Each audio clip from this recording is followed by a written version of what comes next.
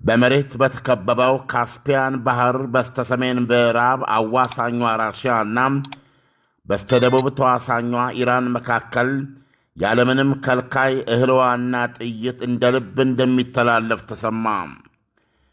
ዘኒውዮርክ ታይምስ የአሜሪካ ባለሥልጣኖችን ጠቅሶ እንደዘገበው ራሽያና ኢራን የዓለማችንን ትልቁን ሐይቅ ካስፒያንን ወደ ድብቅ የጦር መሣሪያና ወደ ይፋ የንግድ ማስተላለፊያ ቀይረውታል። ለጋዜጣው እንደነገሩት ምንጮች ከሆነ ለረጅም ጊዜ ችላ የተባለው ይህ የንግድ ኮሪደር ኢራን በአሜሪካና እስራኤል ጣምራ የቦምብ ድብደባ የነኮተ ወታደራዊ አቅሟን በፍጥነት መልሳ እንድትገነባ የሚያስችላት ተተኪ አስፈላጊ አካላት በገፍ እየገባላት ነው። ባለሥልጣኖች እንደሚያስገነዝቡት ራሽያ ወደ ኢራን የምታጎርፈው የመሣሪያና የመሣሪያ መገጣጠሚያ አካላት በዚህ ፍጥነት ከቀጠለ ኢራን በጦርነቱ የወደሙባትን መሣሪያዎች በፍጥነት በመተካት የጦር ግምጃ ቤቷን ወደ ነበረበት ትመልሳለች። ለኒውዮርክ ታይምስ ሚስጥር ያካፈሉት ሁነኞቹ ባለሥልጣኖች እንደሚሉት ኢራን በ6 ሳምንታቱ የአሜሪካና የእስራኤል አገር አካላይ በሺህ የሚቆጠር ኢላማዎችን የደበደበ የቦምብ ቡምቡምታም የእስላማዊት ሪፐብሊኳን የጦር ግምጃ ቤት 60 በመቶ አራቅቶት ነበረ። ኢራንና ራሽያ ድንበር ባይጋሩም የመሬት ከበቡን ካስፒያን ባህር ዳርቻዎች በሰሜን ምዕራብና በደቡብ በኩል በሰፊው የሚጋሩ ሀገራት ናቸው።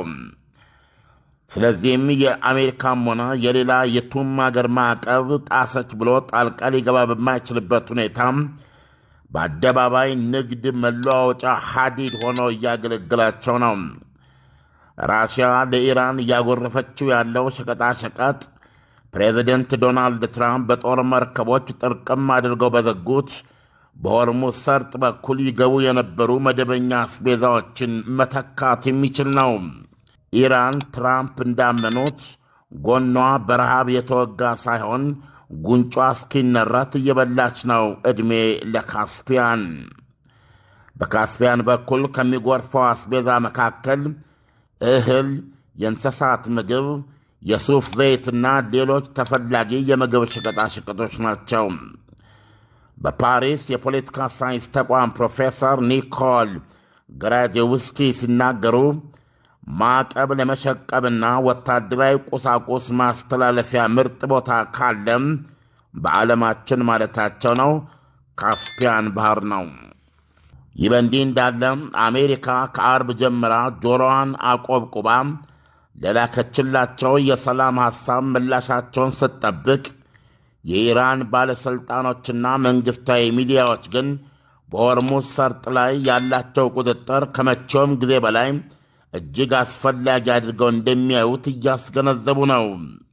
አልጀዚራ እንደዘገበው የኢራን ውጭ ጉዳይ ሚኒስቴር ቃል አቀባይ እስማኤል ባጋዬ በትናንትናው ዕለት ጋዜጠኞችን ሰብስበው እንደተናገሩት ቴሄራን የአሜሪካንን ሐሳብ ገና እያነበበች ነው።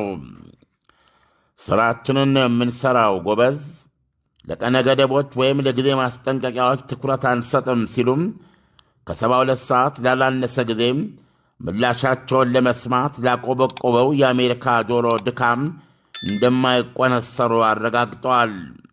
ምንም እልባት በማይታይበት በዚህ ሁኔታ የኢራን ባለሥልጣኖች የስትራቴጂካዊ ሆርሙዝ ሰርጥን ፋይዳ አገሪቱ ለ10 ዓመታት ማዕቀቦችና መገለል ከተጋለጠችበት የኒውክሌር ፕሮግራሟ ጋር የማይተናነስ መሳ አድርገው እያቀረቡት ነው።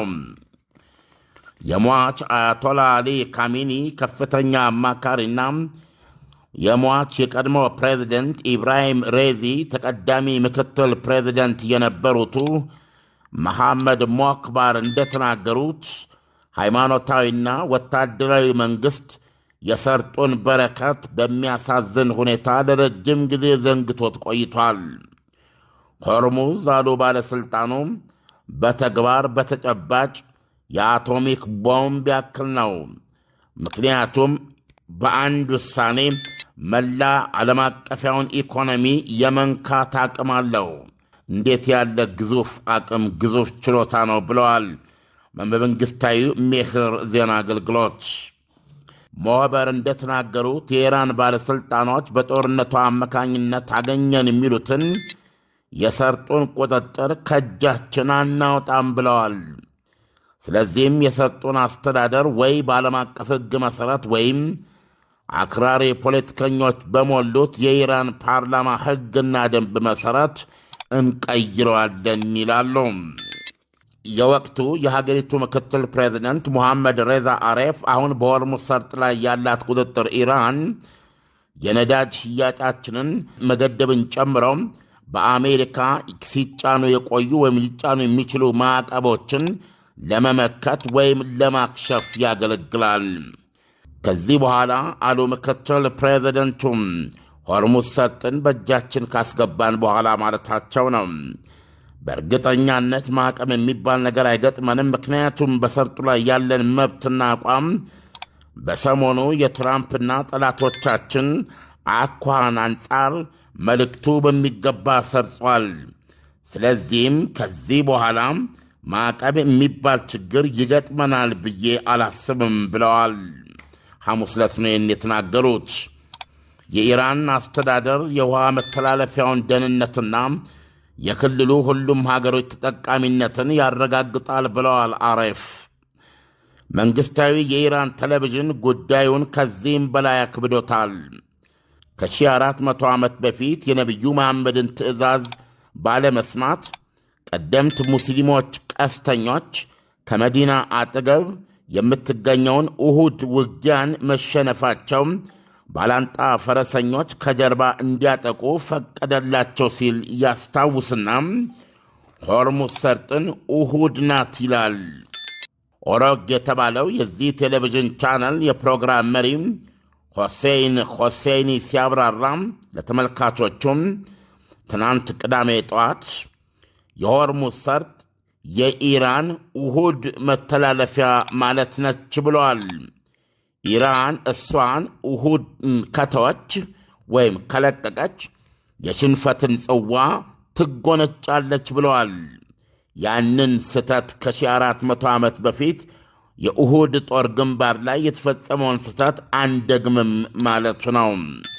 በአጭር አነጋገር እሱ እንዳለው ከዚህ በኋላ በምንምና በምንም አይነት ከጦርነቱ በፊት ወደ ነበረበት ሁኔታ አይመለስም ሆርሙዝ ሰርጥ። ዓለም ለትንታኔው ከወዲሁ አመሰግናለሁ። መልካም ቀን ይሁንልህ። መልካም ቀን።